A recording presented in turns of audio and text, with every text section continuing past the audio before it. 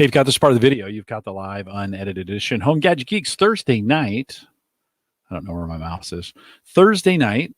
Let's see. It is April 2nd. Thank goodness it's not April 1st. Mike, maybe one of the most uncharacteristic April Fool's Day. Like, can you remember an April? I know. I can't. And I know why, right? It makes sense. And yeah, thank goodness people didn't do it. But wow, like it was kind of like, St. Patrick's Day. Like St. Patrick's Day came and went. Couldn't even told you when it was. What's going to happen? What do you think? Like, okay, when we do make it through this, and I think we're gonna, when we do make it through this, and I'm like, oh, okay, you can start doing things again. You think everybody, like, it's that weekend? It's just going to be. It's gonna be crazy. Watch out. Yeah. Watch out. Maybe we need like a, shelter in place, but party on, dudes. It's like when you worry about your kids going to college in that first weekend where they have freedom and like no rules, right? Oh, I know. It's just scary. It's a scary thought. I've probably been enjoying the beverages a little too much as it stands. We'll talk about it a little bit here in the show, but, I can't just imagine we're starting to bank up like birthdays and stuff. So we have 2 birthdays. We have one today, and my daughter-in-law's today, and then my son is this weekend. And Sarah's was really the first casualty. She was on that weekend. Everything started shutting down. So we have 3 birthdays banked that we need to kind of celebrate. And then, there'll be a few more. And it sounds like today, like, my birthday's end of May, and it sounds like we may still be. You'll probably still have your quarantine birthday. So we have a few birthdays in there between now and May that are pretty good. Well, someone was talking about, is there going to be a name for all like the massive amount of kids that are born 9 months from around now? Like, going to be like the COVID kids, Yeah, the COVIDs. The COVIDs. Yeah. Oh, you're a COVID. Yeah, gosh, the ramifications of this thing are just intense. Like it's going to be, it's just going to be crazy. Well, it's not all COVID here. Life still must go on. And we do want to talk a little bit about, some beer. So we, of course, Andy Coffee sent us some Open Road from Open Road Brewery, and, Open Road Brewery is in, Wayland, Michigan.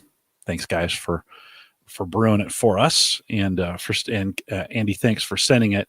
Mike, we're looking at the White Raz, which is a fruit. Raz. Okay, I misread it. It was a little bit. The person wrote it. I thought it was fizz. So White Raz. That makes a lot more sense. White Raz. It's a fruit beer. 5.83 IBUs, which makes sense. It's pretty sweet, right? It's amazing there's any in there. You tried it the other night. It was your birthday, so you cracked it open on your birthday. We'll say, Andy, thank you for sending these to us.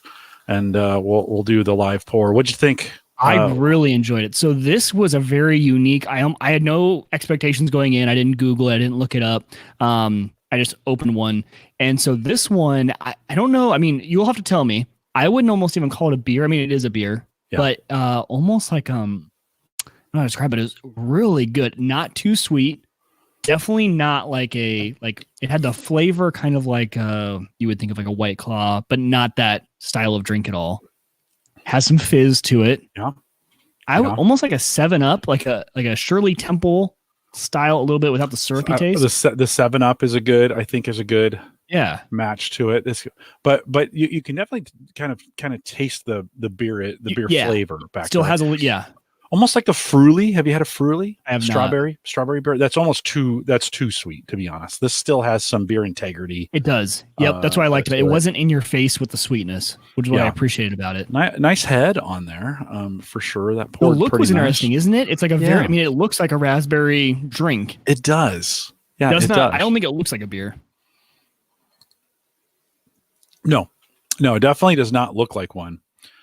Andy, thanks for sending these, by the way, because it kept me from having to bust out the emergency.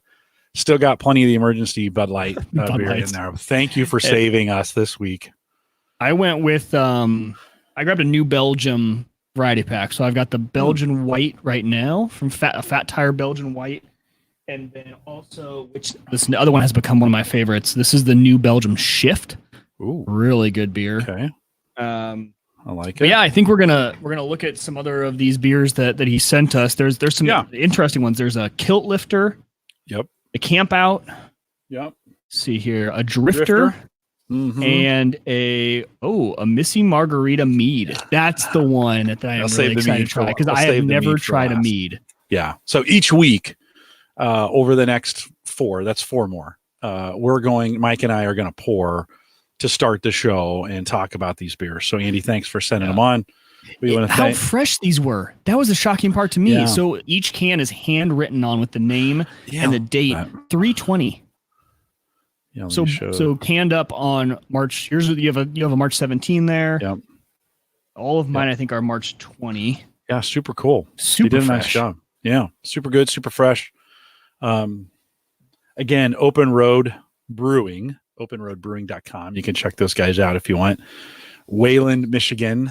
I don't know if they ship. They probably don't. And you probably right now you don't want to order shipped beer. It's because it's expensive. But if you're in the Michigan area, Andy, again, thanks for doing that for us. Gonna enjoy it during the show. Delicious. It's kind of refreshing. I would say not your crisp light like you would expect from a shandy, but maybe a little bit more of that consistency of like a Blue Moon where you've got a little bit of girth to it. But that's a good way to describe it. Right? Yeah. If you want to send us beer that we will review on the show, you can do that, Jim at theaverageguy.tv. I need one. Uyghur needs one. Andy just sent them in a box. It was super cool to get it. So thanks for doing that again, Andy. Appreciate you doing that, and we'll enjoy doing that over the next couple weeks as well. Mike, also my 2 Guys cigar care package came. Hey, that's a monthly thing, right? Yeah, best time of the year, right? 2 Guys cigar, 2 guyscigar.com. Out of Rhode Island, I want to say, or is it? I think it is. No, New Hampshire. Oh, they're going to kill me for that. Ed, I'm sorry. I should know where that's at. I don't. I'll look that up. I always get those states mixed up because they're so small. Just kidding. Don't kill me. Okay. So, yeah, 2 Guys cigar smoke shop. $30. You get 5. Some really good cigars. This is now my 2nd month on them. No, it's my 3rd. This is the 3rd round of 5 that I've gotten. And I like it. It kind of gives me a new, fresh variety. They have a podcast called Cigar Authority that they do on the weekends, and I kind of watch it with the show on Sunday and then enjoy it on the deck. Boy, the weather's gotten pretty good, so it's been great to be outside, kind of on the deck during the spring. I don't know what we'll do during summer, but pretty cool. 2 Guys cigar. If you want to check that out, care package. If you're interested in talking about it with me, jump in the Discord group, theaverageguy.tv/Discord. If we get enough conversations going on around it, we'll just create a cigar channel. Yeah. That's what we've been doing as we start to get more conversation around certain things, right? Distributed computing took off. There's been a ton talking about that. We talked about that on the show. We moved that to its own channel. We even had some guys who love the pew pews. So we put them over to EDC. That kind of made sense. We already had a channel, so we put them over there. Barbecue was one of those that people started talking about. So yeah, it's been kind of our style is put it in general. And then if enough people talk about it, we move it over to a new channel. Justin says New Hampshire. So I got that right. 2 Guys cigars out of New Hampshire, and some friends in Rhode Island. And then there's always Mass. So appreciate that. I think we got a lot to talk about on the show. Yeah. Justin says we definitely need a cigar channel. So let's just create one, Mike, when we'll do it a little bit later. And that way we can kind of move that conversation into that channel. And it's done. All right. Channel's made. We can do it that fast. It's done. All right. 39, April 2nd. Thanks, Justin. Andy's out there. So yeah, Andy actually said, I'm just catching up on chat. Sorry. Andy said, glad you got to have something better in reference to this. And it was a great birthday beer. I will say that, Andy. Thank you very much. You helped me celebrate my quarantine birthday with that beer. Like a fruity birthday cake. That could be, there we go. Like, Hannah knows me. She knows I'm not a sweets person, so we didn't do a cake, but I woke up to a breakfast burrito from my favorite Mexican joint here in Omaha. So she had gone out with the boys, woke up early, went out and got me. So I woke up to this just amazing breakfast burrito on my birthday. It was the best way to start the day. Good job, Hannah. Joe says most of the breweries are switching over to sanitizer, and we're seeing that too here in Omaha. Some of, I think, Brickway is doing it. The guys over at Soldier Valley are. I think that I've heard a few that are cutting over to that as well. Mark mentions that they're now doing delivery instead of having the tap room open, which here it's kind of, you can drive curbside, right? You can go out to the breweries and they'll drop it off for you. So that works out pretty well. Omaha's pretty great about that. Yeah. Okay. Good stuff, guys. Thanks for coming out tonight. And let's get this thing going. Here we go. This is the Average Guy Network, and you have found Home Gadget Geeks show number 439, recorded on April 2nd, 2020. Here on Home Gadget Geeks, we cover all the favorite tech gadgets that find their way into your home. News, reviews, product updates, and conversation, all for the average tech guy. I'm your host, Jim Carlson, broadcasting live from what was a beautiful Bellevue, Nebraska. Mike, you've been outside? Like, I think it dropped 40 degrees. Yesterday, banner day, right? Like one of the best days we've had in Omaha. Probably was the best day. And then today, just kind of rainy, a little bit colder. It's still not too bad. But for the last week or so, I haven't had my AC or heat on. Today, tonight we'll turn it back on because it might dip a little bit and keep the whole house. I actually had the air on a little bit. We're going to have to cut it back over to heat tonight. I think it's going to get down to the 30s. So a little below freezing, but that's okay. It'll warm right back up again. We got on the deck last night. We made ourselves a really fantastic HelloFresh chicken spaghetti meal. It was so delightful. Why people don't do HelloFresh, I do not know. By the way, during this pandemic, they are still delivering. I thought you said white people don't do HelloFresh, not white people. And I was really confused. I'm like, he said why people don't do HelloFresh. Jim, why are you a racist? Yeah, well, that's an interesting way to put it. All right. Yeah. Yikes, it's now HelloFresh. Anyways, made a great HelloFresh meal and enjoyed that. Bottle of Josh wine. Have you had Josh wine? Yes, love Josh wine. Yep. Yeah, so red blend. And then a bottle of wine, it never ends well for me. It just, the wine is so good, and then it's like, I gotta have a cigar. And then Sarah made some old fashions with we had some Jefferson's Oceans, which is a bourbon, really nice bourbon, very, very delicious, very expensive, but some of the best, maybe the best old fashioned I've ever had. It's a $25 old fashioned at any place here in town that makes it with Ocean, which is a little expensive for a cocktail, but we enjoyed that on the deck last night. Weather was beautiful. Not so beautiful out there, but the show notes will be really beautiful this year. So this time, head out to theaverageguy.tv/HGG439. Grade my transition there. How was that? A, B, C, or D on the transit? I'll give you a B+. Okay. All right. Sounds good. Don't forget, you can also download the show, or actually you can stream it on our mobile app. Head out to homegadgetgeeks.com. Download that. Just good to have on your phone. You don't have to use it if you don't want to. It doesn't download, but it just streams. But it's the easiest way to listen to a Spreaker is right up there, and it's streaming on that right now. Maybe you're doing something and you just can't get to the podcast, or you don't have it downloaded, or you want to listen live. Best way to do that is on the app, homegadgetgeeks.com. Big thanks to Dave McCabe, who came on last week. By the way, we're bringing Dave back in just a couple weeks, 3, 4, 5, 6 weeks, something like that, for a big lawn show. So nice. He kind of touched on it a little bit, and he's like, dude, I've got so much more. So we've got Mark coming on. I want to say Mark is, I need to look at the dates here. We've got next week, John from Unraid is back. So that's pretty cool. An all Unraid show. Yeah. Next week, all Unraid. Then Mark is coming back, barbecue. So we're going to be talking kind of the big spring barbecue show. And holy cow, nothing like a pandemic to get guys barbecuing. Like, no kidding. Grilling, smoking. Have you seen, is it showing up on Facebook for you? Well, because I talk about it all the time at work. And so all of a sudden, my boss was texting me like, hey, send me some of those recipes. Like, how do I do this? He just started. So he's had a Traeger for a year, but never really got into it.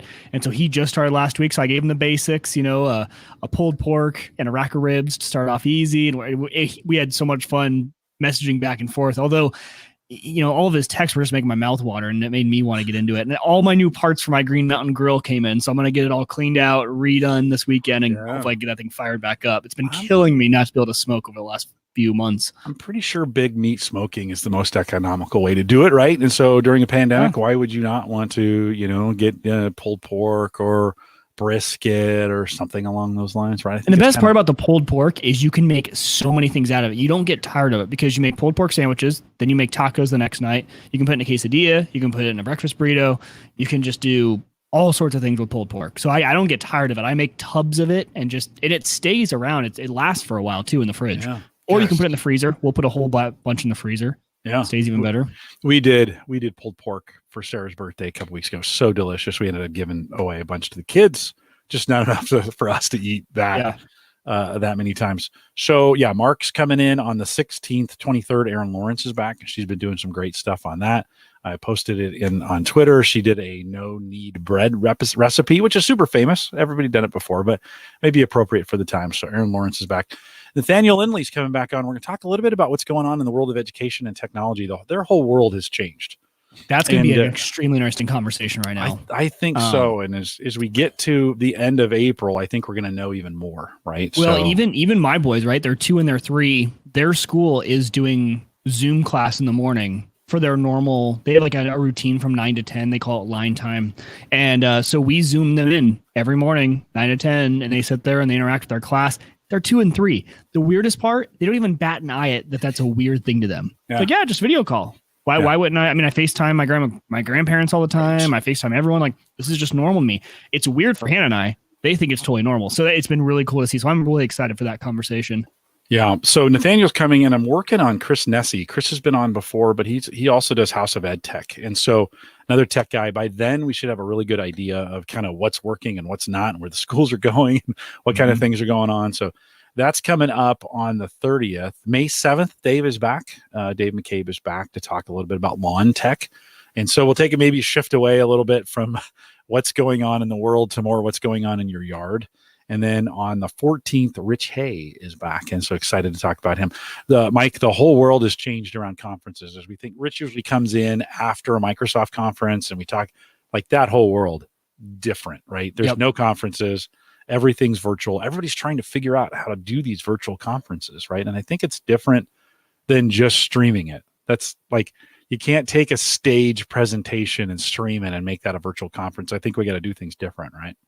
100%. We're in the same boat. We do a lot of, first of all, we host a lot of events for our advisors all over the country. And then we have our big annual conference that is in April, got canceled obviously, but now we're moving a lot to webinars. But exactly what you just said, the marketing team is like, okay, can't just take what we were going to do and put it online. It's got to be a different format, make sure it rolls better, because it's not going to be, it's just different, right? Yeah. It's still a very capable medium, but you have to approach it in a different way. Yeah. So stay close to what's going on here. We got a bunch of interesting things. Everything's booked solid between now and the middle of May. So regardless of what's going on, if you're locked in or you're having to go in, if you're still listening on the road, or you had to figure out, and we're going to talk about this in a little bit, you've had to figure out how to listen now that you're not on the road. That's kind of can become a big challenge. We've still got shows for you going on. We're gonna be keep doing this for you. I should say I also appreciate our Patreon subscribers who this month have continued to be faithful. I know some of you may need to take some time off. No pressure, no stress, whatever. From a Patreon perspective, probably more important now than ever for what we're doing here on the network. So if you want to contribute to what we're doing here, head out to theaverageguy.tv/Patreon.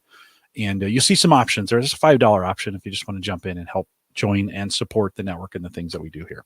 Mike, you a golf guy at all?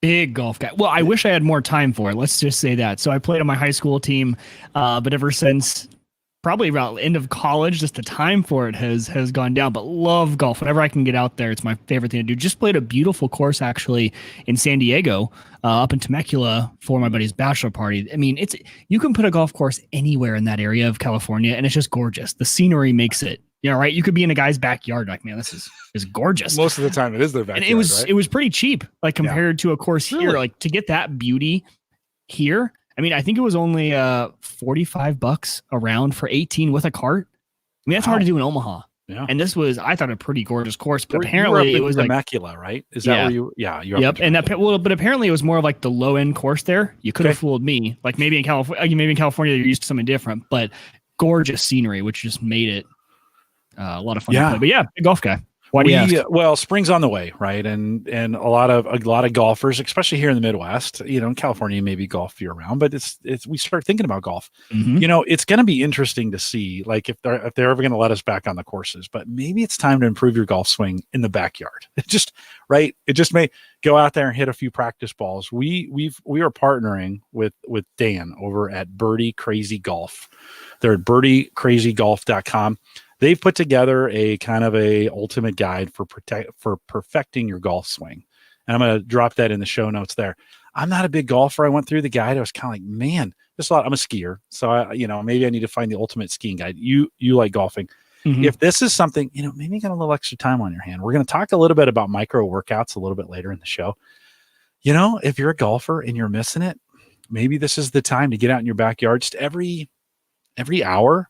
Pop out there, swing that golf club for a couple times, right? Just kind of work on it. Wouldn't it be a great time to work on technique? Wouldn't you think so? I do it in the basement. Actually, I have my golf clubs right over here, and I just have a little tiny pad that I just practice my swing. I can't hit it here in the basement. I don't have a net set up or anything, but I do the same exact thing right here in my basement. Yeah, it's a perfect time to be doing that. So one of the things when I was over at a site, one of the things I saw was this Bushnell Tour Jolt Golf laser rangefinder, and like everything else, I was kind of like, oh my God, have we gotten crazy on the technology? And Mike, I haven't followed this at all. I'm sure when you were golfing, maybe all this stuff was there, but the technology around this stuff is crazy. It's super interesting. Well, to see, so just for a little bit of context here, so this is a laser rangefinder. You look through a magnifying glass, essentially a telescope, and you press a button and it laser finds it. You used to, in the old school, you would look through a telescope, right? It's a little tiny monocle, and it would have like imprinted in the actual telescope was almost like you would see on a rifle scope. So you would have to line up the T with the top of you'd have to line it up, and it would give you a distance of where you're at.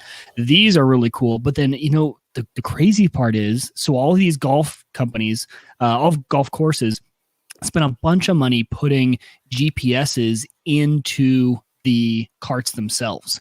So your cart has GPS, and so you just pull up next to your ball. It tells you how far away you are. Usually it has a map of the course. It's really nice. So that was the first time that these started to take a hit as far as, does it make sense for me to spend $200 when most courses, especially if it's a course you play all the time, has the range. Then the next step, though, that really these guys took a hit was when now, I have 3 different apps on my phone that are golf GPS apps. And then I have my watch, and I golf with my watch, and I just look at my watch. How far away am I? I don't even need to look at anything. I don't need to laser anything. Look down at my watch, and I can see exactly how far away I am, distance to bunker. I do my whole scorecard on my watch. I never write anymore on the scorecard. So these have become, it's crazy. Like the technology in golf. And first of all, golf is also a sport that the technology catches on really fast, because it attracts higher income players who are willing to the money people throw at golf is crazy. So all these tools are extremely cool.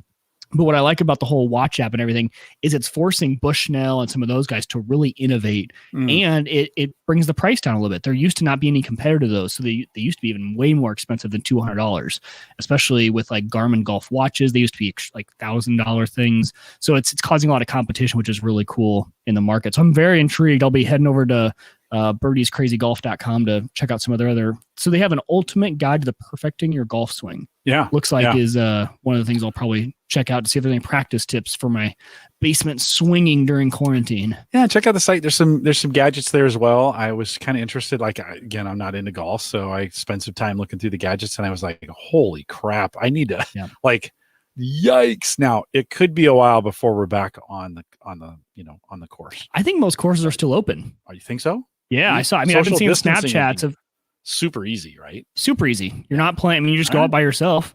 Right. And their groups of 4 is the most they allow anyway. So it's less than 10. birdiecrazygolf.com. Check it out. There'll be a link in the show notes as well if you want to check it out. And if you're a golf guy, let us know in our Discord group, theaverageguy.tv/Discord, or on the Facebook side, theaverageguy.tv/Facebook. It's that time of the year. And if you're into that, I'm not, but if you're into that, we'll have, what I'd love to know is what kind of tech you're using around that. Cause I had no idea until we started having Mark and Mike on the show and we started talking about grilling. I had no idea, grilling and smoking was as technical as it was. Yeah. And I've learned a ton. Kevin Schoonover in the chat says golf course is closed in his area. So I just think it's a great time if you can get out in your backyard, do some swings. Before we dive into the show, Mike, I think let's talk a little bit about fatigue that's going on right now as we're home all day. Like, you would think this is the best thing since sliced bread and peanut butter. Like, get to be at home, I get to do whatever I want, so to speak. But we're like, I don't know about you, I am cranking out more work than I ever have. And like, we got to find some things. I think we need to find some things to not be working all the time, because it's super easy to do it, right?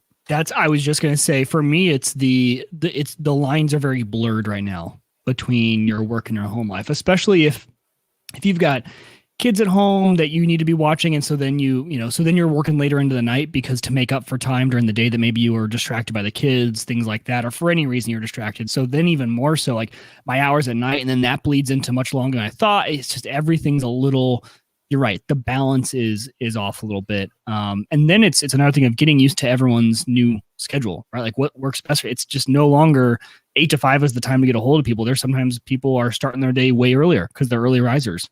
Right. And so it's been interesting to try and figure out the balance, and even to schedule a meeting is extremely interesting. Yeah. And I'm finding like this idea of tech fatigue, where I'm in the same spot with the same tech.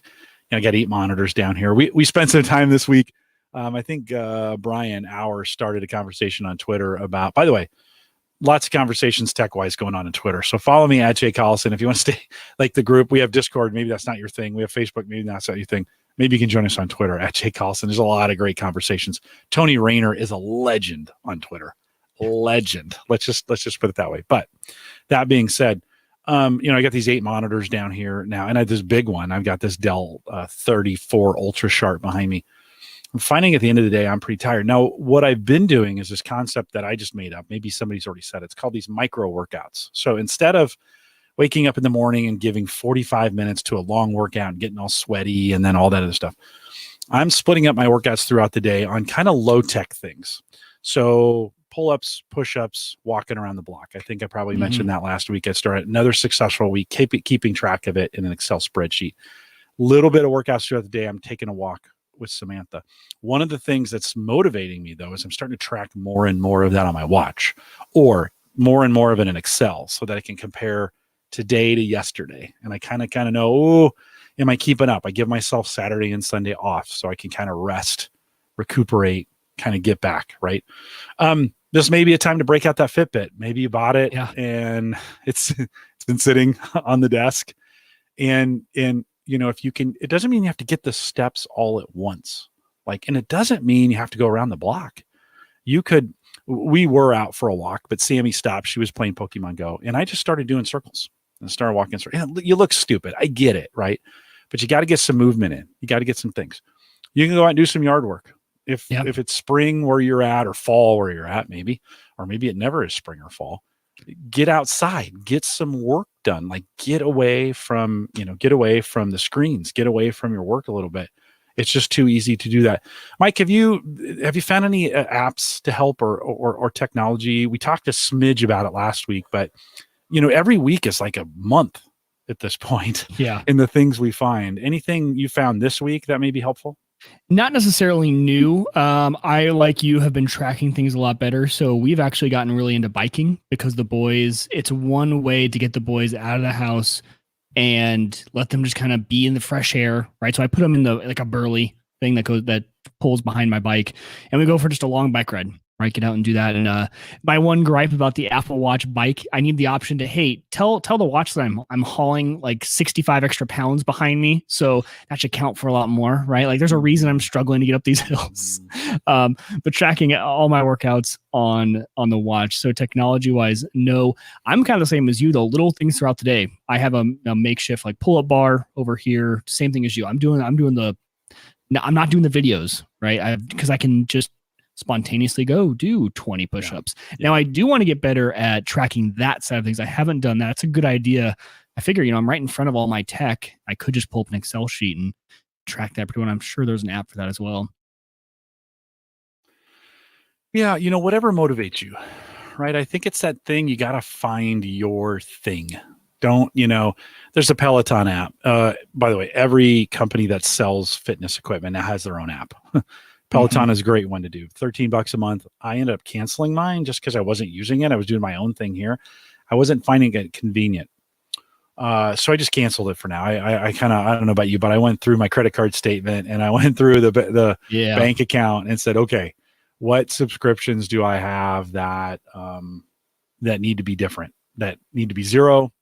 One of the ones, I'll be honest, we talked about at the beginning of the show, I thought about canceling was HelloFresh. And then I got an email from them talking about all the service work that they're doing and all the free meals that they're providing during this time. I'm like, oh, why why did you do that? Now I have to, it was, Well, the one app I was excited to use that I never got to, because the big thing for me was this was going to be my first. So I don't know if I mentioned it. I got into hockey, right? Picked up hockey as kind of that was going to be my new sport to play, get out. And so my league was supposed to start this week, actually, and they're pushing it back till May. But there's a really cool app if you're into skating and hockey called Hockey Tracker. And you just wear your watch. And then at the end, it tells you, how fast you were skating and how many calories you burned. And it's really defined for hockey. So that was one app that I thought I was going to be able to start using this week, but I haven't been able to. Couple comments from the chat room. Speaking of Tony, I invoked his name and he just showed up. No jewelry, watches at work, right? It has to be clean shaven. So yeah, in Tony's case, he's still going to work, right? I mean, we've got folks who are continuing to do healthcare workers who are continuing to have to go into work. I think we talked about this last week, like the whole world, it was assumed everybody was coming home and they had nothing to do. And I was like, guys, there's still work to get done. Yeah. Like I can't watch, I'm not going to sit around and watch Netflix all day. Of course, Tony's out still doing great work in the things that he's doing. Joe says I stopped wearing my Android watch so I can wash my hands up to my elbows. Okay, take the watch off. Take the watch off if you want to do it that way. Tony says it seems to be such a good time with your family when you talk about HelloFresh. I have like HelloFresh is, we cook it together as a family, and now Sammy and I cook it together, and Sarah makes the drinks, and she's a great bartender. So we just have a great time doing it. It has been this, if there's anything that we've benefited from this, it's the extra family time. I know you're getting it too, right? Yeah, I am. And actually, so when you said family, I'm like, well, duh, Mike, there's a new thing that I'm using, but it's for the kids, not for me. And actually Amazon is running a really big sale right now. For $69, you can get a kid's Fire tablet. So it comes with, it's the 7-inch tablet, comes with the big blue or pink, case for it that's kid proof.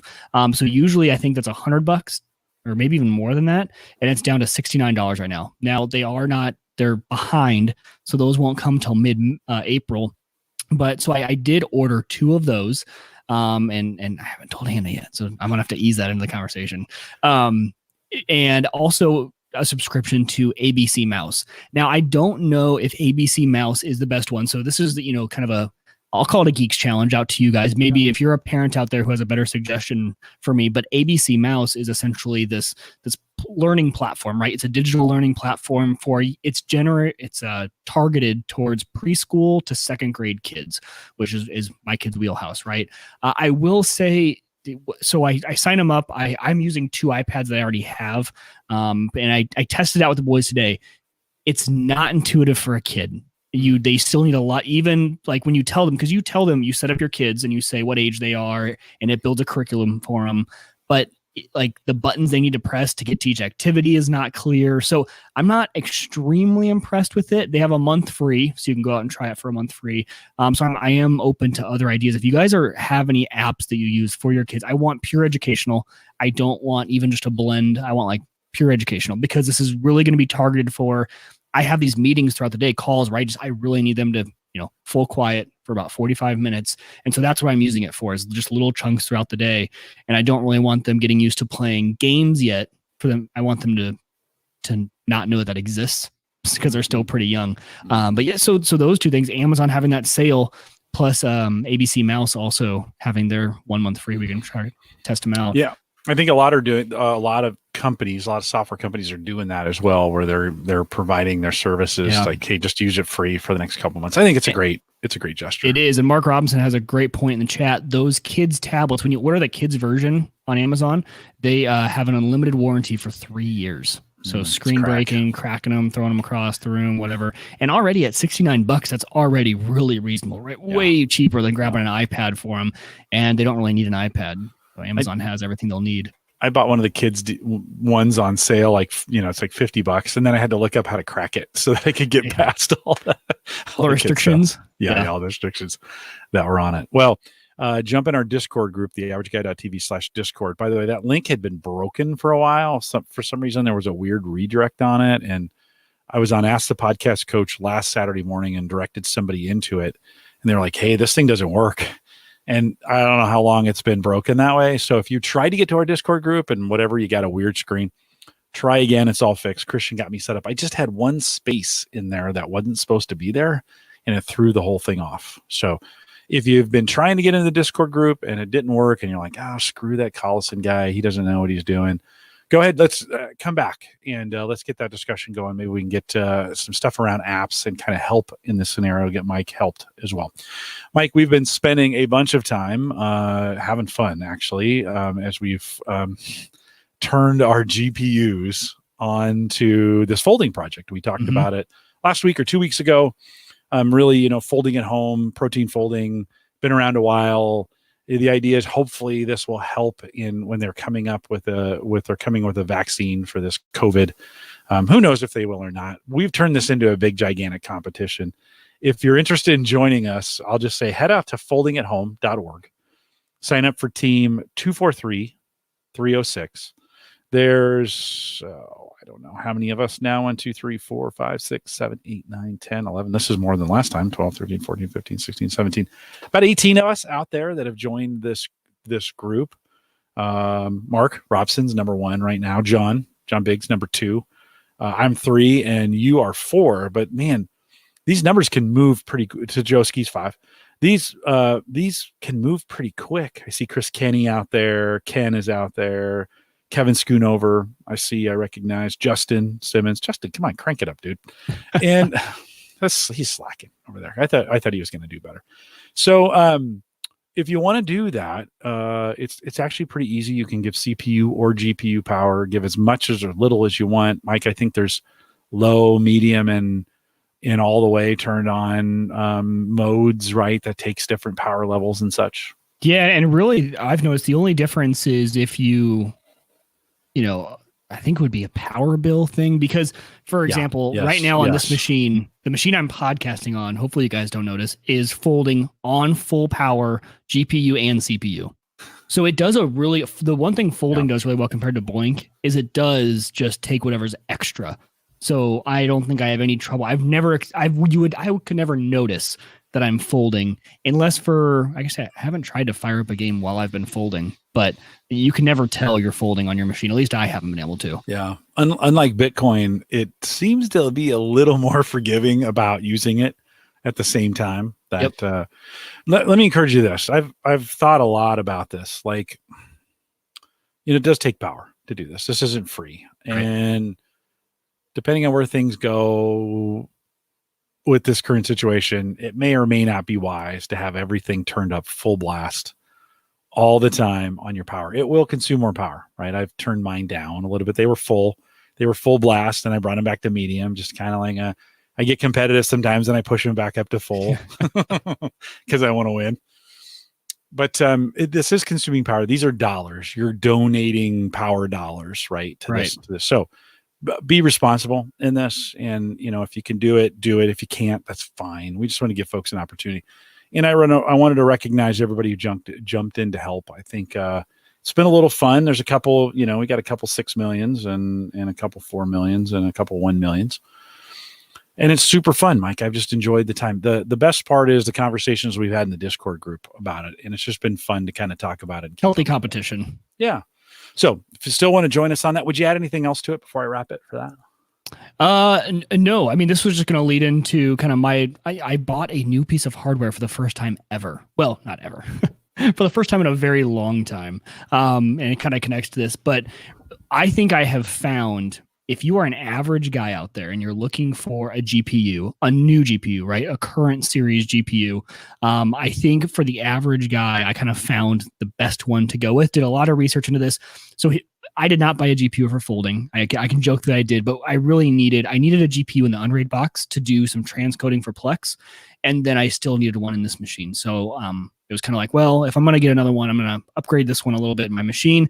I'm not going to go crazy though and buy the top of the line graphics card. So what I have found is, and just keep this kind of a few simple points, is with the new GPUs, and I'm talking about strictly NVIDIA. AMD I'm not as familiar with, but if you're looking for an NVIDIA GPU, there's really, a few new cards. You got the 2080, you have the 2070, and then they have this card in the middle.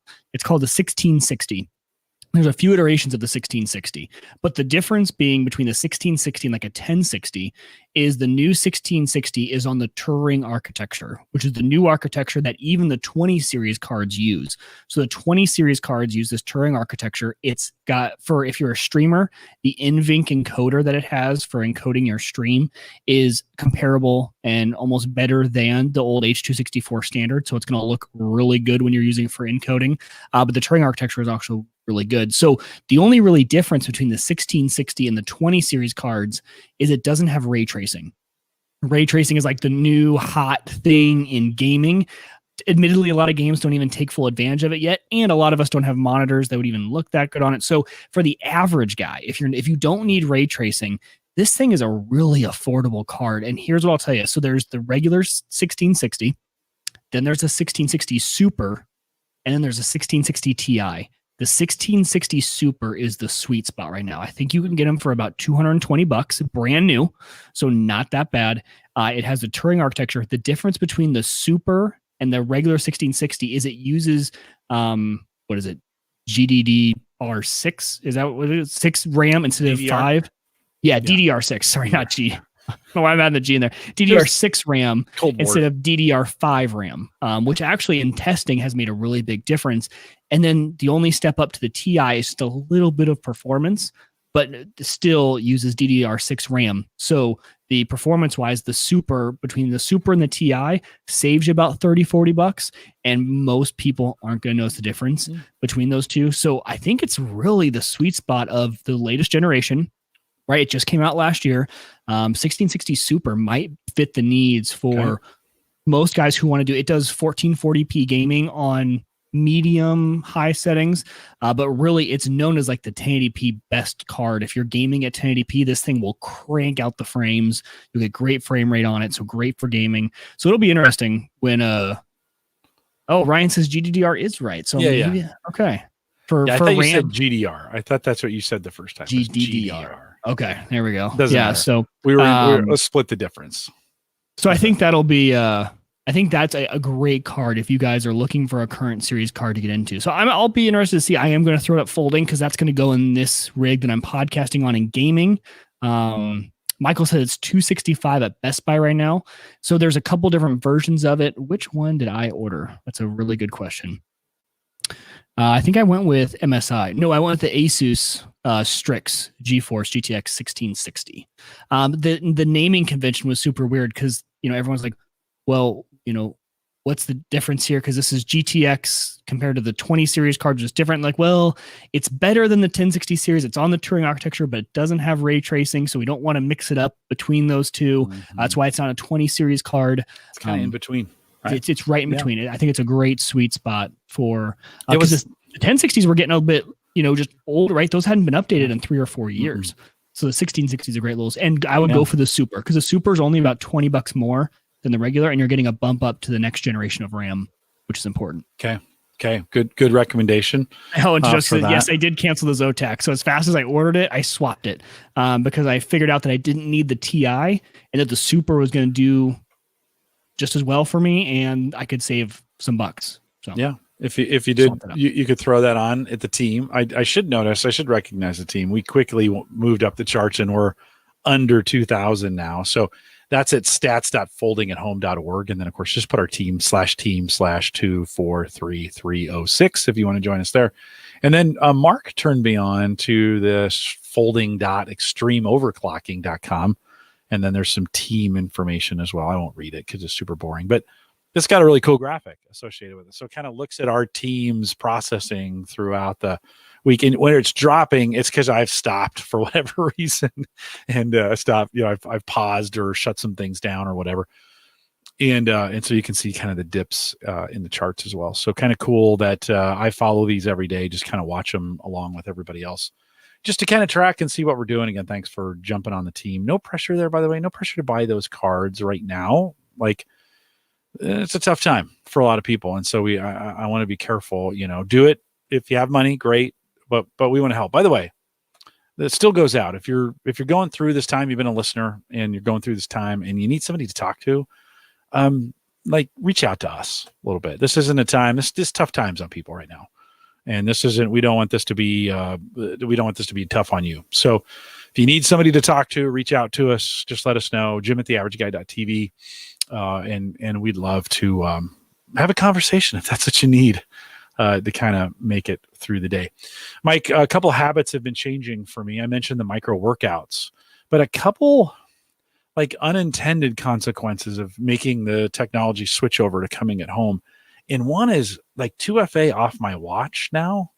I never used it before, but now that I have to authenticate on this computer that's not my work laptop, I am constantly having, because we use Microsoft 2FA to get that done. I am constantly, dude, and I'm so how does that work then? What app is that? It's on your watch. Yeah, so it's the Microsoft app, the Microsoft two-factor app. It's not what it's called, but Interesting. Okay, because I saw this in the notes and I instantly went and looked because I use LastPass Authenticator. That's the app I use, because the great part about LastPass Authenticator is it backs up to LastPass. Yep. So you actually do have a backup of those codes. But that does not have, I'm surprised they don't, but does not have a watch function. I would love to just click that and scroll through all of my numbers and get the number I need, because I am using that all the time. Well, in this case, all it's saying is to me is dismiss or approve. So it's that approval message you get. Hey, I see you're trying to log in. Is that you? And you say yes. Got it. So this is just for that Microsoft account. This is not for it's our Microsoft account at work. No. Yeah. Okay. But it would be worth looking into. I'm doing so much more 2FA on stuff. It would be worth looking into. I think spending some time. What else could I do on my watch that I'm not currently doing on that? Because I got it with me. It's just, again, it was just a change. It was a habit change. I almost never use, because I go into work and I didn't need 2FA at work. When I'm behind the firewall, I'm fine, right? Are you using the Hey Siri functionality anymore than you were before? Oh, and I just kicked off both my phone and no, but are you? Yes, 100%. Because the main reason is because I'm wearing my AirPod Pros pretty much all day. Right, for calls and everything that I'm doing, I'm wearing those. Number one, the first thing I love about the Pros is that they announce a text message to you and will read it to you. But, when you're in the comfort of your own house, it's not awkward anymore. I'm constantly using, hey, yes, lady, send a text to here, do this, what's on my calendar, all that sort of stuff. And it's been super helpful. And then also I started doing it because we were on the bikes and I'd wear the AirPod Pros on the bike. And I was like, wait, I can just say, you can just say it and it works. And it works even while I'm cruising pretty fast on the bike. I thought the wind noise would break it up, but it doesn't. So, but around the home, I've been using it a ton. Okay. Yeah, again, and I'm kind of thinking, I've been thinking through I'm doing my flash briefing now in the morning. So I get up, I make a cup of coffee just like I always did before when I went into work. So I'd make a latte. Then I used to grab that cup and I just take it into work with me. Well, now I'm bringing it down here and going to work, and I'm brewing. We talked about this a couple weeks ago. I'm brewing perked coffee, right? Which is delicious, by the way. I'm not sure I'm ever going to go back to work coffee. I think I'm taking my perk to work. Yeah. And when we go back for it. But it's. And then, but as I'm brewing the coffee, I'm listening to my flash briefing, which I kind of got away from. But now that news is so important, right? It's so now that we have the Echo Show 5, of course, there's video. Amazon has really opened up their advertising on it to, hey, ask for this and ask for that and ask for these and do recipes. And how do I do this? And Sammy does conversions on it, right? So we're finding we're using that piece more. But I'm using like a really low speed technology that I didn't think I'd ever come back to. It's called sticky notes. And it's not the like paper physical ones. paper. No, Oh, no, okay. no. I was like, The one that on is, Windows 10, right? There's a sticky note yeah. app that's there. And you can do some amazing things with it, like write things down. Like it's, and I had been old school. Here it is right here. You know, I'm old school on my desk, and I tried this at work. I tried to get totally digital at work. It never worked for some reason. I don't know why, but it's working here. Like having a digital list available on my desktop. I think it's synced. Has it's worked this time, which has been amazing to me. That I've made a switch off of paper, and I'm still a list guy. That's how I'm most productive. Have you done anything from a productivity standpoint that's changed things for you? OneNote has been, I have really, it all started for me when I transitioned roles at work, and I said I use it as an opportunity to really kind of change up my organization. And the one thing I love about OneNote is, quick tip here. You guys know if you go up to there's an option in the top right, you open up a new page in one of your notebooks, and you can go to the top and you can select one of your Outlook meetings, and it all of a sudden populates that page with the date, the meeting title, all the attendees with hyperlinks to their email, and then gives you a spot to just start typing notes. So right away, within seconds of me starting a meeting, I can go in OneNote, click that. It gives me the template to use, save it, and then it even has an email this page button. So if I'm taking notes for the team, I can just click that, and it fills in the email, even with all your notes, along with all the email addresses of the people that were in the meeting, because it pulled it from your Outlook. So I love OneNote. Has been huge for me. I've been flagging it as a task in OneNote, which then shows up in Outlook as well.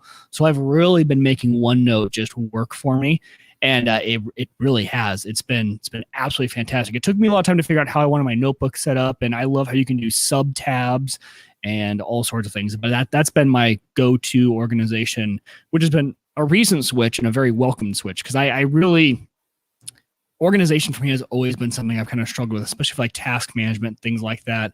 I was big, I had a notebook like that, right? A spiral notebook. Mm-hmm. And, but then if you don't remember, if you have a lot of meetings in a few days, you don't look back enough pages in the morning, you maybe will miss one of the tasks you wrote down. No, I've tried to switch digital. I've talked about this on the show for 10 years. I've tried to switch digital from time to time, and I get digital and then I hate it. And then I come back and like, I don't know, for whatever reason, this is working for me now. And I've tried it several times. I'm a weekend. We'll see next week. Maybe I'll sell it like you sell equipment after you buy it. But so far, so good. It's been a boost to my productivity. A couple of comments from the chat room. Back to the coffee, Brian says, all I do is Perk, which is awesome. Perk coffee is so freaking good. Like, I'm a cream and sugar guy when I'm at work because the coffee's so bad. But Perk, you can just do it black, and it's just delicious. He also says goes with me to work in a Yeti thermos. Super good. Yep. John takes 29 grams of home roasted coffee with him and brews it on the AeroPress at work. Kevin says Microsoft Teams, OneNote, To Do. That's a good combo to have together. How long has Teams been out? I just need to ask, because this is like a revelation to me, and it has been the best thing ever. The call quality on its own, like, especially because our whole organization uses it.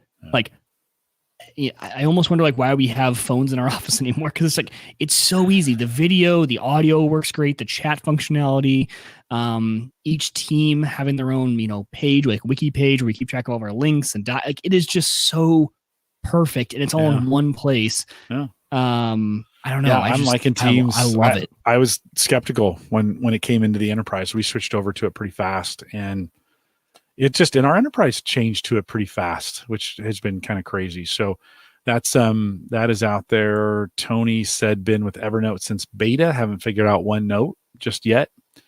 Justin says Teams and OneNote, but have been using those for ages. Kevin says mix modes work for some. Take notes on paper, scan into OneNote. You could do that. I've never been a guy to be able to take notes and then take a picture of it. That hasn't, I probably could do more of that, because just the OCR technology has gotten so much better. That's why I went digital, to be honest. That was the one reason. Was being able to search through everything. Yeah. Well, anytime you change your routine, and again, for some, nothing's changed. In fact, you're busier than you were before. You're still at work and you're busy. By the way, if you're still at work, thanks for going into work. If you're still at work, there's a reason you're there, and it's probably because we need you. And so if you're the one, it's a very good point. I want to apologize on behalf of all the everybody who just said, I'm so bored at home now. I don't know what to do with I want to apologize for them because they're dicks. Like that is the biggest dick move I've ever heard in my life. Folks who have to go in still are working their collective asses off to get this done for us. And so if you're still going into work, thanks for doing that. If you're home, I get it. You're bored. Find some things. Listen, I'm busier. Find some things to do. Like, we need to get busy. We need to get some things done. And I know everybody's situation is a little bit different.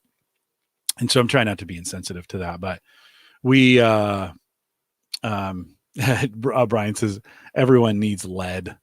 So hold on, let's see if we get that to show up. There we go. No, that was Mark.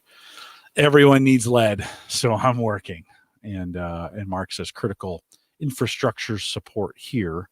No, we appreciate if you're having to go into work. I appreciate what you have to do to get that done, whether it's in healthcare or infrastructure or retail. Like, that still has to happen and that's like for people who have to deal with people all day. My wife's working in, in a physical therapy office, and I worry a little bit about it, but it is what it is, and we've got to get through. So for those of you who are still going into work, appreciate that. It has been a whole new revelation. I think a third or maybe almost half of the United States has gone home, and it's like, and then we were talking in pre-show, I was looking at the numbers on Twitter, and 6.6 million Americans applied for unemployment this last week.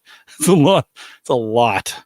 And I think it'll be 10 million come next week. So we have a lot of folks out of work too. And I don't want to be insensitive to that as well. If you're out of work, I am sorry. Like, I am hoping that we can get things put back together, and I'm hoping we're smart enough to be able to get this thing put back together and get the world rolling again. I'm just, there's a lot of things that can happen. Speaking of problems, Mike, I don't know if you saw this. I think this is a really helpful. Let me bring this up really quick. So there's a site called the Down Detector. Speaking of problems, like, think about all the services over the last 2 or 3 weeks that have we're not ready. I'm looking at you, Xbox Live, ruining my nights some nights. That one thing I just want to do is hop on and play some Call of Duty, and the amount of times it has been down has been crazy. Okay, so I totally screwed up last week. I think is this 239? So 2 weeks ago, 237, we were looking at that map that had what I thought was thermostats. I thought it was monitoring people's thermostats.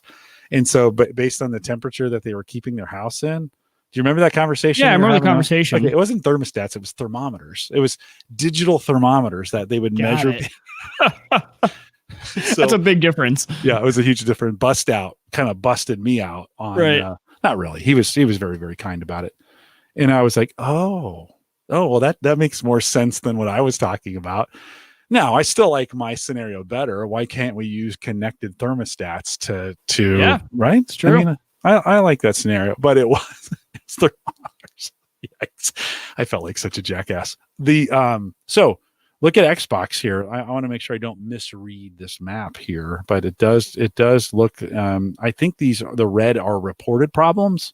I have a problem. There's a box right here that you can click that says I have a problem. And then I think that's what these reports are tracking that's in there. So if you want to get some idea, the best time to game, Mike Uyghur, when's the best time to game on this map? I can't read it. It's 5 a.m. 5 a.m. 5 a.m. 5 a.m. Yeah. Yeah, that sounds about right. I was worried. Down Detector could have gone down for Cox for me. Like they're actually on the list. They are on the list. Let's take a look at them. They finally acknowledged, because I was worried, Jim, I was going to have a situation like you had a few weeks ago. My upload was in the tank. Like last night, your upload or download? My upload. Yeah, mine too. It must be a system-wide problem. Well, and so I have. It's you and me. That's everybody. Yeah, and I think that's generally the trend. I think they're just giving people a line too, because so I'm on Gigablast. I'm only getting, when I say only, I know this is still a lot, but it's still half what I'm supposed to get. I'm getting 450 down, right? Which that is no problem for me. That's way more down than I actually need. Totally fine with that. But my upload, I'm supposed to get 35. Last night I was getting like 1 to 2. And because I tried last night, I finally had some free time. I haven't streamed on Twitch in forever. I was super excited. I got a new Elgato capture card in this rig, and so I was like super excited to use it. Got on, and all of a sudden, Streamlabs OBS was like, "Yeah, I have no upload speed to work with here." Was totally down. But Cox finally did acknowledge via Twitter to me, not via chat. I went through like an hour and a half online chat with them. Chat is not the way to go, by the way, if you're gonna do your cable provider. I was on tech chat with them. They had me doing a bunch of stuff. I'm like, guys, I know what I'm doing here. Like, can we skip all these steps? Right? Like that. I have actually bypassed my router. I went and plugged in 2 different laptops directly into the modem, did a speed test. I can confirm these are the numbers. It is not on my side. And it's not hardware. It's not QoS settings in my router. I don't even have a router in place right now, right? It's right. I took that out. But Twitter, they actually said, okay, we did just acknowledge an outage in your area. A tech's going to be out. I'm like, well, can you give me an ETA? Because like upload's kind of important. Because I was having video calls at work get all garbly too, and that's what I'm doing all day. So and they said, well, it's iffy. And then he gave it to me in like the 24-hour format. Like I think hoping I couldn't read it. I'm like, all right, so 1:30, I'll check. I checked. It got a tad better. I'm up to like 8 now, but still not the 35 I'm supposed to be getting. I think, honestly, it's understandable, right? How many people now are at home slamming those home connections with data. And so it makes sense to me. But what's hard for me is they're not just straight up admitting it, because they even in the text chat on Cox's website, when I was chatting with him, I'm like, I just straight up asked him, I said, is this just because everyone's home? Is this just something I'm gonna have to live with? I'm fine with that. Yeah. And he said, no, our infrastructure is built to handle all of this and handle the surge. No problem. I'm like, okay, well then get the speeds up. I know. I was totally fine if you just said, yeah, you're right. It's because the slam, we can't handle it. Fine. I totally understand. You think they're lying? Is that what you're saying? 100%. I don't think their infrastructure can handle it. Yeah, I think, and I don't think the tech's going to come out. I don't think I'm going to see any speed increase, right? I think it's just, but I understand. I get it. I just want them to say that instead of giving you the line. Lie to me. Right. But hey, at least it leaves me open to, well, hey, if you have the infrastructure, then hopefully my speeds actually go up to what I'm paying for. Well, apparently possible problems that now again, these are this is at downdetector.com. And this is mainly for Cox's website, probably not for their actual service. I don't know. Maybe people are going here and reporting. These are self-reported, right? This is self-reported problems. People are coming here and saying they're having problems. And it's not bad for everybody. Hulu is doing pretty well here. Well, this says possible problems, but there's a little spike in Hulu's numbers, but it's kind of staying under the. I wonder if Chipotle's on there. Look at Chipotle. Chipotle was out today for lunch, and Twitter was just exploding and didn't know what to do. Here's our friends at Amazon. No problems at Amazon. So those numbers are pretty low. There's an average number that goes across it. So maybe again, self-reported and reliable or not, I don't know. But it would give you, if you're struggling with your service provider, at least you can go out there and click it. I kind of keep thinking, I don't want to be that guy that calls Cox and it's like, it doesn't work. Because one, I'm going to go through 45 minutes of troubleshooting. For nothing. Hey, disconnect everything from the router. Okay, plug one computer in. Okay, now then they're like, you have an old router. And I don't know, and I do actually, and it's theirs. Apparently, I thought I bought it. But they see it as theirs, and they're like, you can just exchange it if you want, and I'm not paying for it, so I should. But none of their offices are open right now. Right. So I'm kind of like, are they going to ship me one? So anyways. It's not the router, though. I have their brand new panoramic modem that I pay them $10 a month for, and it's still. And like I said, I unplugged I just plugged a computer straight into that modem, and was still the same exact results. Okay. It's them. Well, it's it is it's a problem. Like I need. We're making it. I think I'm at 3 or 4 up. You remember we had that problem? This is like long before this pandemic. And you're still that low? Mm-hmm. Well, no, I've been 3 or 4. I need 10. Like that's what I pay for. I need 10. It's not that hard. Yeah. Give me 10. Ugh. So anyways, it's working. It's working. Like we're making it today, right? I think our Our video's not bad. So I don't know While what's going folding on. at the same time. We're just really being effective. Well, I did pause my folding. Oh, okay. Well, I did pause. It was getting a little warm down here, and I'm like, oh, yeah. I'm still that's doing right. my duty. I should. Yikes. Are you judging me? I'm shaming you. You are shaming me. I'm getting folding shamed. That's Folding pretty great. shamed. Yeah, Michael just like Delaney. that guy tried to storage shame you on Twitter with your unread box. I know. And I got shamed at work for drinking coffee out of a paper cup.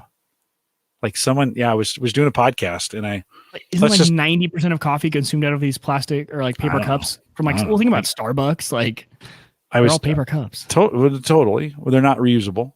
So I had it on my desk, and I took a drink and I put it down, and somebody in the chat room was like, Jim, is that a paper cup? That's not reusable. How dare you? Sorry. I used it 4 times today.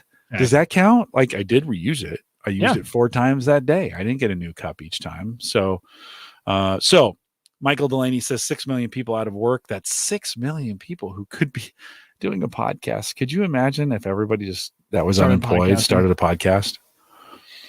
Joe says T-Mobile had a huge outage.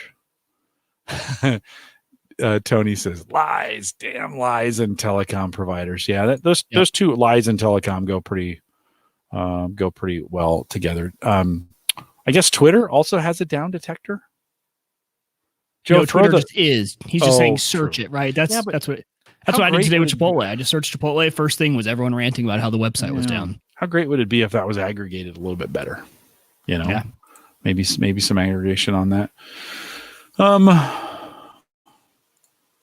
Justin says my ISP is known for berating the upstream providers, and all our help desk people are in Australia and have a networking background. So tell them I'm a network engineer, and they go, oh, yeah. Well, I try to do this all the time too, where I say, okay, don't make me do the dumb things. Like, I'm pretty good at this. Don't make me go through, unplug all your computers, plug one computer into the router. We're going to reset everything. And you're like, and then it's always like, it's your modem. It's always the modem. It's always, you need to, if you're, anyways, that, as you can see, I'm going to get super mad because I hate that. I just want the freaking thing to work. One more thing before we go. Let me show you a quick picture. We've talked about this before, but we've talked about this flight radar 24 app that's on my phone. And I've mentioned on the show before, I like to sit on my deck at night when it's nice outside, and recently been doing this with Samantha. And we can see the planes come over, and you can, on this radar, you can click on the plane. It'll tell you where it's coming from and where it's going and how high it's flying. And, even at the highest altitudes, 35,000, whatever, 38, you can see the planes. Which is just you see the lights, and it's just a fun little thing to do. Last couple of days, I've been opening the app. This is what I've been seeing, and no, the app is not broken. We are a flyover state, Mike Uyghur. There is never a time in all the times I've been looking at the Flight 24 or the Flight Radar 24 app that I've ever seen this. It is just blank. Nothing. Yep. It's blank. This is bad. And now some great, there's been some great benefits from this. The pollution is way down. The skies are not, people are seeing clear skies in areas they haven't seen them in a while. China, in China, right? They saw blue sky there. They hadn't seen that in 8 years. It was like, it's when the factory shut down. So just one more time, look at that. It's unbelievable. It's nothing. And I just took this, I don't know, maybe 10 minutes before we started the show. So it's not like I was waiting for a time for that to show up. It's just there. So it's crazy times that we're going through. I'm hoping that 6 months from now, we can be through it. It's going to take us a long time to recover from this. This is not going to be a 6 month, we're out of it. But you know what else is going to take a long time to recover? I meant to mention this earlier. We were talking about transitioning. Good. People's backs. I was not prepared to sit in this chair for this period of time. And I guarantee you that is the same case with 99% of people out there. not many people have the same quality chair at home that they have at work. No, and right not on. many of them even think about it, right? Like not many people think, oh, like this is a different quality chair. Like my back's going to hurt. They're not meant. I mean, chairs are rated for a certain period of time to be sat in. And I mean, this is just one of those knockoff cheap gaming chairs from Amazon. And while it's okay, it does great for my little short 2-3 hour gaming stints. I'm in this thing now like all day. It's my work chair. No. Some people are sitting on couches. We talked about this a little bit last week. Don't be sitting on your couch.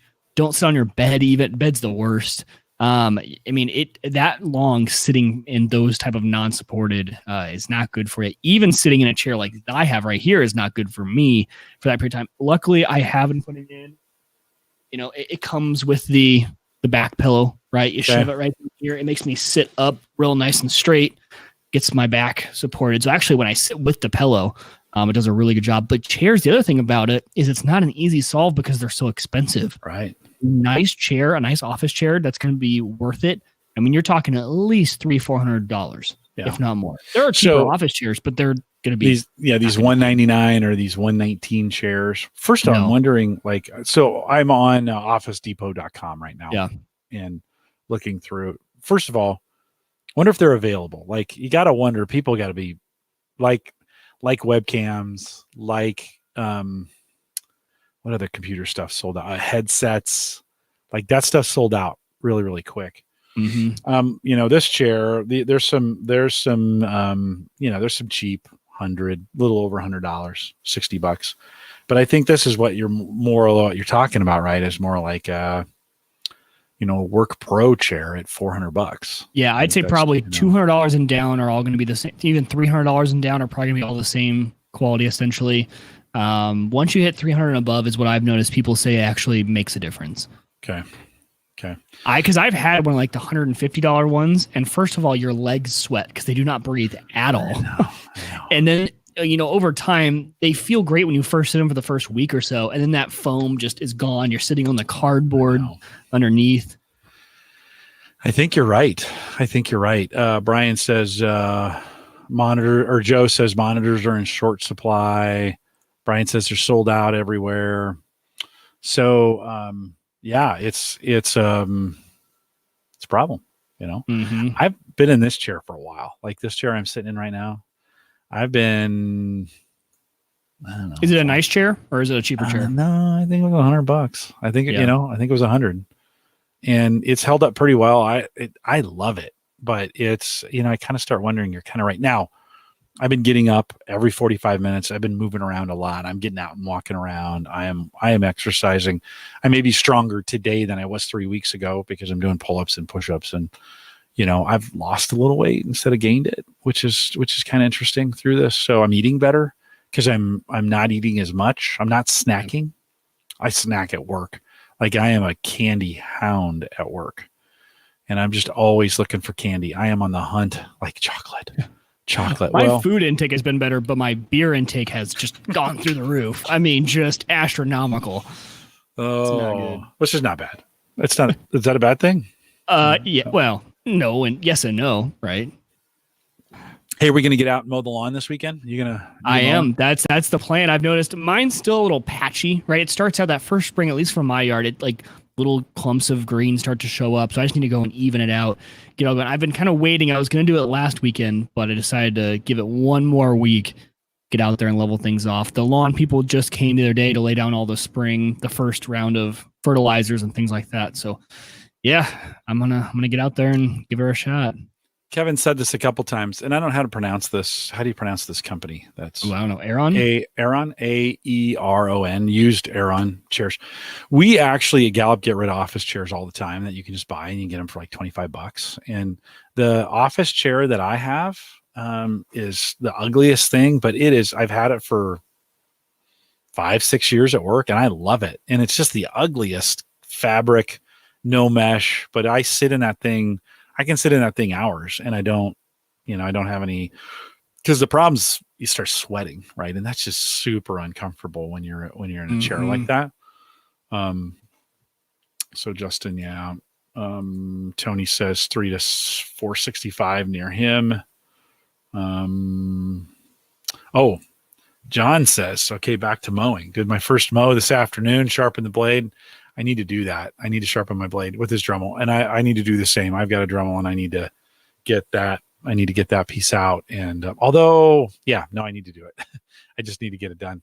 I am hoping that this cold front that moved through tonight is short. I haven't looked at the weekend forecast, but I would like to get on my lawn this weekend, get out of this, get outside and enjoy some sunshine. Although, to be honest, this week I've enjoyed more sunshine than I would have ever if I would have been at work. So, what's the 5 day for Omaha look like? Let's take if weather.com ever worked for me. My phone is the easiest. I think the weather.com app on an iPhone is just dynamite. They say powered by Watson. I don't know. Is it? It doesn't seem to be. It is. Like I thought Watson was supposed to be smarter than just weather. I mean, weather people are stupid. Maybe Sunday. Sunday's our day. Sunday is supposed to be 61, mostly sunny here. Okay. 41 Friday, 49 Saturday. 30 Saturday night, 61. Man, then we get the next week. Look at that. 73, 78, 71, nice. 61. Next week looks gorgeous. We get some showers late. Maybe time to put something down on the lawn, so it waters it in. Yeah, my guys just came last week, so all good there. All right. I think that's going to do it for this episode of Home Gadget Geeks. If you've been in the chat room, Justin, Joe, John, Kevin, Brian, Ken was out there a little bit earlier. I saw Ron, Alex, Andy was out there earlier as well. Michael, other Jim. Thanks for coming out. Thanks for being a part of what we do here. We got some, I mentioned at the beginning of the show, we got some great stuff coming up for you. Mm-hmm. I'm kind of looking forward to getting through this with you guys. And so join us in the community. Make sure you're in the Discord group. If you don't want to use Discord, use Facebook. If you don't use Facebook, or find me on Twitter.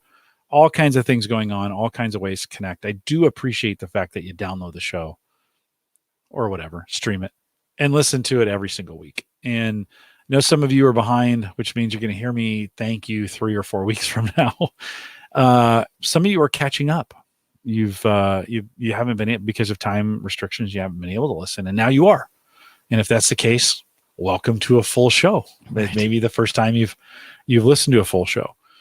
For others of you, you're under an enormous amount of stress. And I totally understand that, Mike. I can't tell you how many times I've thought about money it's every day. Like, I'm not going to lie.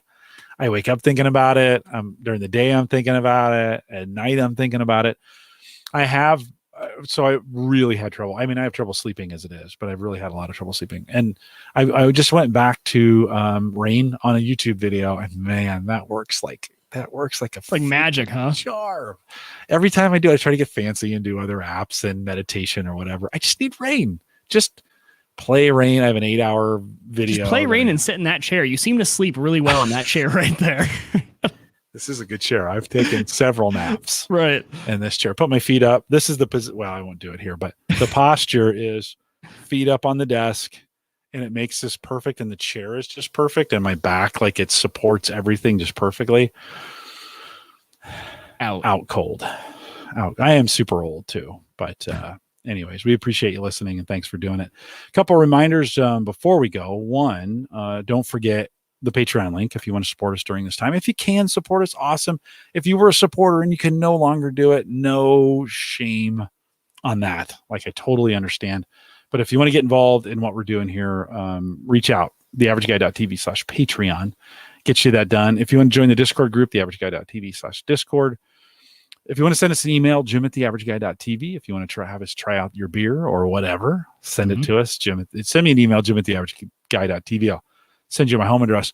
We bought one of those outside boxes for our boxes. So now we have that. I think I mentioned that. We have one of those plastic. My my FedEx delivery guy, he's kind of an older guy. And when I say older, maybe like 10 years older than me, so 60. Okay. And he was like, hey, could you raise it up a little bit? Like, I'm like, especially the HelloFresh box is pretty heavy.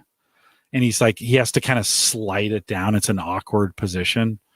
He's like, could you just raise it up a little bit? So I think this weekend I'm going to build a little stand, a little 8-inch stand that'll just get it up off the ground a little bit. But I don't know why I said that. The Average Guy.tv, both platforms sounded interesting.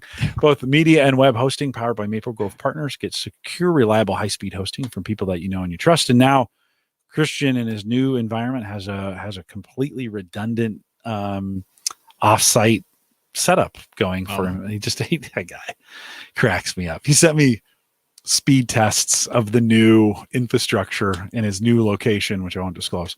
And he was like, hey, it's pretty sweet. He's not struggling with 3 or 5 up. let me just put it that way. I got to find a way to get in on that deal. Check out if you want hosting for anything, check out maplegrovepartners.com. Plans start as little as $10 a month. Support him and do it because he's a big supporter of the show. I mean, Christian has been here since the very beginning. And so if you're looking for hosting, you can't find it any more reasonable than that. $10 a month gets you a ton of stuff. maplegrovepartners.com. Then don't forget to stream us on the app. Don't forget, that's homegadgetgeeks.com. And then don't forget during this time, if again, I've got these coupons for HelloFresh. If you need a free week, that would get you 3 meals, I think 3 of 4, something like that. I make nothing off it, but that could help. Like if you're struggling in this and money is tight, like, and again, I'm not trying to sell you on anything. I'm just trying to help you out on this thing. That could really help and maybe make a difference in a week. So let me know. I got a bunch of coupons. Jim at theaverageguy.tv. We can get you set up for a free week at HelloFresh if that's something you would like to do. We are live every Thursday, 8 p.m. Central, 9 Eastern out here at theaverageguy.tv/live. We'll be back next Thursday. And with that, we'll say goodnight, everybody.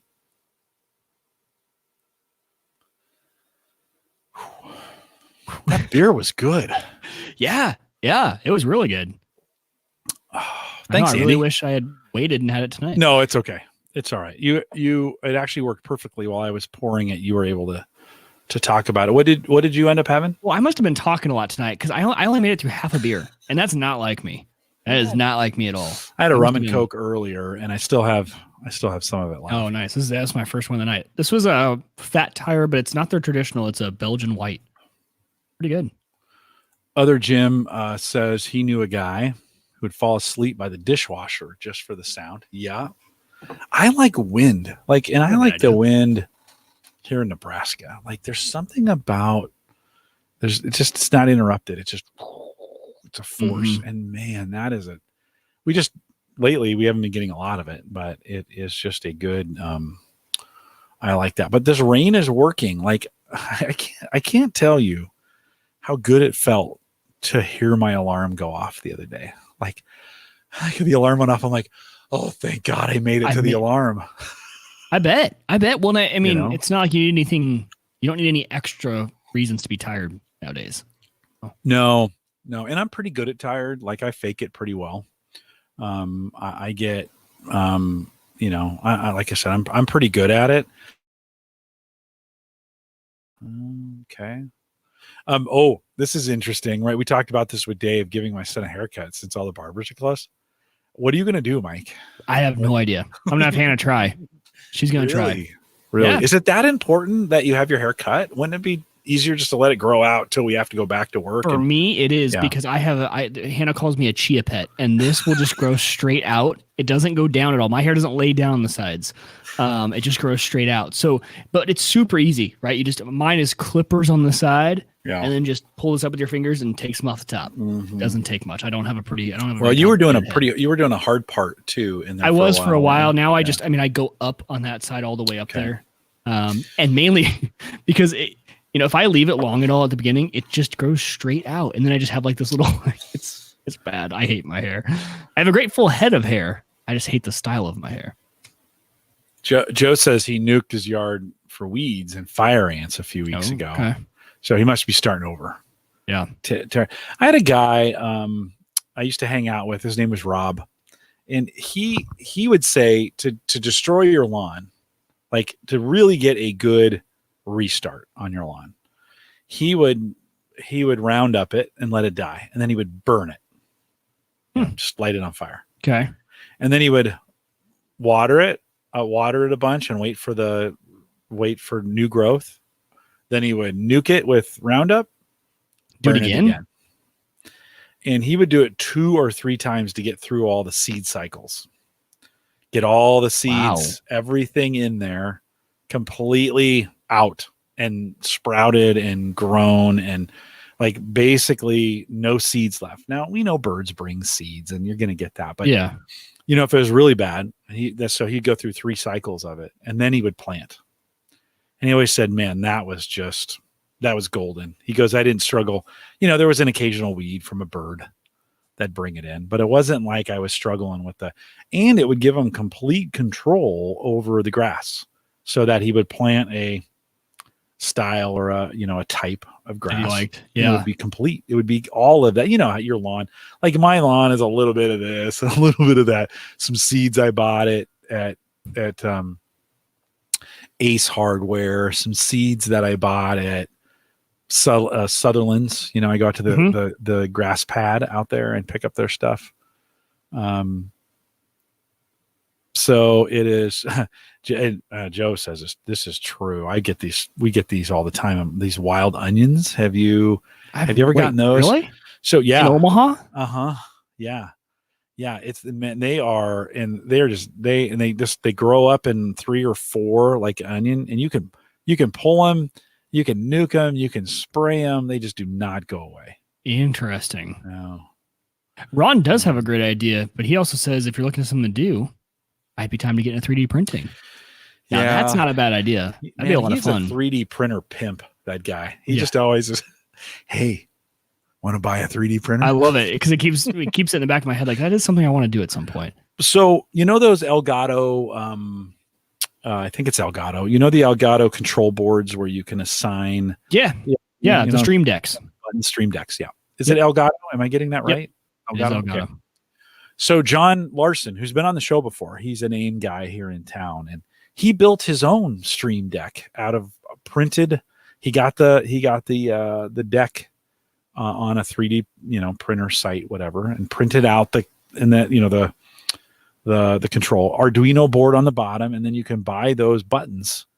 Really? And he you got to solder the buttons to the Arduino board.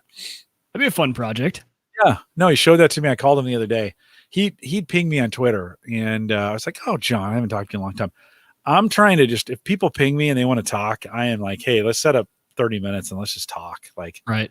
This is one of those times we just need to talk more. Mm-hmm. And so it was kind of cool, and he printed the case for it, and it had 8 buttons, and I guess so. What he told me is the Arduino board can use the function keys 13 through 20, which don't exist on a keyboard, right? Oh, got it. Okay. So you go into every application, you can change the hotkeys to where they're going. Makes sense. And so that works out real well. And then cool. I think it's Wi-Fi. I think something like that, Wi-Fi enabled or something. So I'll have to have him. I think I'm going to have him come back on and talk about it at some point. Yeah, that'd be really cool. But cool. Yeah, Ron says he's got a pimp 3D printers. Alex says, I just cut the yard for the first time last week. But unfortunately, his weed eater died. Not a good time spring is not a good time to be without your weed eater. Nope. Yikes. Do you trim? Are you a weed eater trimmer guy? I'm a weed eater, like around the fence and around the beds and everything like that. And then I actually have an edger that I do for the sidewalk because I have a lot of sidewalk. I'm on that corner, so I have 3 sides of sidewalk, and I edge it. I love the crisp edge on the lawn is on the. Andy, are you still out there? Just jump in chat real quick. Yeah, no, your house. So I was taking the beer to your place, and you're all the way across town. All the way. But nobody's on the road. Yeah, probably didn't take you long. It's magic. And I was so desperate to go do something different. I was like, I'll take this beer. So I'm trying to ping you, and I'm pinging you on Facebook Messenger, and you're not responding. And I'm like, oh crap. I think I kind of know where he lives. I can't. You're kind of a convoluted back end. It is. It's tough. Deep in the neighborhood, yeah. So I'm like, well, I'm just gonna drive around till I find it. I know it's in this general area. So I'm driving, and I think I did. If you looked at my Google map, of what I was doing, I think I was Circling I made a it. circle. I made a circle, and then I finally found it. So, Andy, thank you. Andy, when he sent the beer, he provided a bag, which is great, like a paper bag. And I have plenty of bags, but it was great that he thought of that, right? So Andy, thanks for doing that. So he provided a bag. So I split up the beers, put them in the bag. Then I drove over to your house, and I wasn't even going to knock on the door, like your kids were sleeping. So I tiptoed up and set the bag on the door. I started tiptoeing away. Not literally, but I was trying to be quiet. And you must have seen me. I must have set off something. The camera or the doorbell. Yeah, the doorbell was like, someone's here. And I was like, oh, shoot. Because what happened you told was. me not to ring it. I didn't ring it, did I? You did, because you pinged me on Facebook Messenger, and I had been. No, you didn't ring it. Oh, okay, good. It just, the sensor still tells you when someone's at your door, even if you don't ring it. Like the camera senses motion and tells you, hey, someone's at your door. Did it wake up the kids or? No, it doesn't. It doesn't ring it. It just notifies you on the app. No. You're totally fine. You had pinged me on Facebook Messenger. I deleted Messenger off all my phone, but I had been sitting at my computer, and so I happened to see it. I responded to your first one, and then totally forgot. I went upstairs, and you were asking, hey, what's your address? What's your address? And I found it. So Andy, thanks for the bag, and then thanks for the beer. I mean, we really appreciate it. It's going to be fun over the next couple of weeks to kind of bring it in and talk about it. I love that kind of theme, the thematic stuff. But then, so you came out and we had a chance to talk for a few minutes. 6 feet. We did. 6 feet. We kept away, and it was fun to see. And then it started raining. On us. Like, well, okay, been nice seeing you. Mm-hmm. But Andy, thanks. I was just hoping you'd still be out there. Thanks for doing that. I appreciate you sending that out. It's really fun to do that kind of stuff, and appreciate it. I think Justin, you'd said maybe there's a cigar or two on its way as well. So I'm going to have to make another. Maybe I can just come over like with a chair, and I can sit at one end of the driveway, and you can sit at the other. And works for me. That would be, I don't know, chat room. Is that appropriate social distancing? Is that just, I shouldn't. The kids wanted to come over this weekend, and we can't do that with them here. They're going to want to come in, and they're going to want to it's just not going to work. Well, especially for people like you and me who, Sarah's still going into her work. Right. Hannah's still working at the hospital. Right. Who knows what we have floating around at each of our houses. Right. I know. Yeah. I just don't want them in the house. I don't want them. And I don't know, it's just one of those it's like, guys, we can make it. We can make it through this. So they were going to come over. She's like, we could sit in the backyard and just everybody could stay away from each other. And I was like, nah, it's not going to happen. Not worth it. You know, that's not going to happen. So I don't know. Some proper Habanos are coming. So thank you, Justin. Yeah. Thank you. Yeah, those are going to be great. Thank you, Justin, for sending those as well. We greatly appreciate that. I am doing a happy hour, by the way. If you're listening live, I'd be open to do this with anybody that comes out and listens live. I've been doing these virtual happy hours. And so for some of the guys, it's just enjoying a brew. For some of them, it's a smoke. Like we pull out cigars. But I've been doing these when I can, go out on the deck. I'm meeting with Ed Sullivan. So Ed's been on the show before, and he's a cigar guy out of the East Coast. And Sunday afternoon, we're going to sit down 3 to 4 and do enjoy a virtual cigar together, which is kind of cool. He'll be on his deck. I'll be on mine.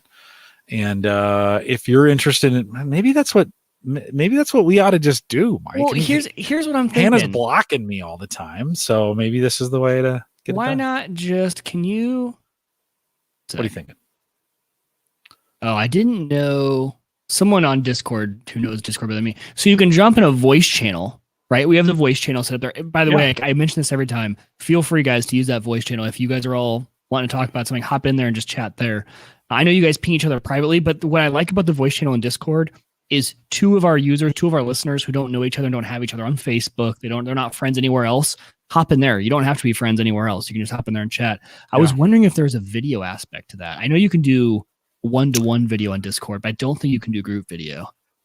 Because that would be hilarious. We just hop in the Discord, say, hey, anyone come on in. Well, we could do a StreamYard, to be honest. I could start a StreamYard. I was thinking something I could do on my phone, though. Not have to take a laptop out, because I don't really have a good lap. I mean, you can do it on your phone. It does work on the phone? I just need to start it. Yeah, I just need to start it on a PC. Then you can join. Is it just a web browser on the phone? Yeah, just your web browser. And it uses the camera and everything? Uh-huh. Oh, cool. I didn't know that. You just can't start one from I'm pretty sure we'll have to test it. Yeah, I didn't know. Yeah. Justin says not a bad idea. Cigar happy hour remotely. Justin, a little tougher for you, unless you're open to smoking a cigar in the morning, and you might be actually. I know a lot of guys who on the weekends smoke their cigars with their coffee. Oh, interesting. Yeah. No, a morning smoke. Well, okay. Maybe that's Mike. Maybe that's an idea. Maybe I'll start doing some scheduled times.